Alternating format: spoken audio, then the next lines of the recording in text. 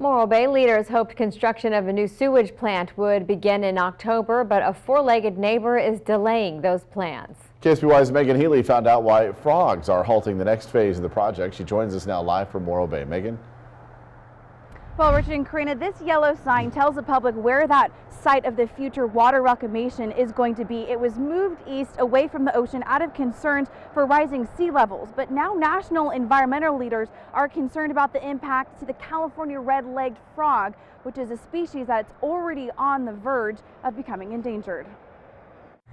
The site of the future Morro Bay Water Reclamation Facility is also home to the California red-legged frog, a threatened species according to the U.S. Fish and Wildlife Services. Last thing we want to do is to move forward and then have a frog occurrence in the middle of construction and not have a plan of action. Morro Bay City Manager Scott Collins says the Environmental Protection Agency initially said in June the project might affect, but is not likely to adversely impact the frog or its critical habitat. Fish and Wildlife disagrees and now wants to know more about the vegetation removal, fencing, and lighting plans. Fish and Wildlife and them are working to figure out what the issues are, and if there's any mitigation that needs to be put in place, that we'll do that. We're willing to do whatever it takes to ensure we protect that sensitive habitat. Dan Sedley lives right next to the area at Casa de Flores and thinks habitat concern should have been addressed sooner. This is an issue that should have come up long before now. According to city data, the California red-legged frog hasn't been seen within a square mile of the project site since 1996. It's represented here by the blue dots on this map. Nonetheless, we need to make sure we're doing everything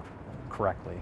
On Wednesday, the City Council approved nearly $2.4 million for Phase 2 of the project, which transitions from design to construction. But that construction phase now depends on the EPA's final review. In this case, time is money. Every day, every month, every year that we delay, and we've been at this for several years, is money out of our pockets. If the city doesn't get the sewage plant up and running by February 2023, it could face $50,000 monthly fines from water officials.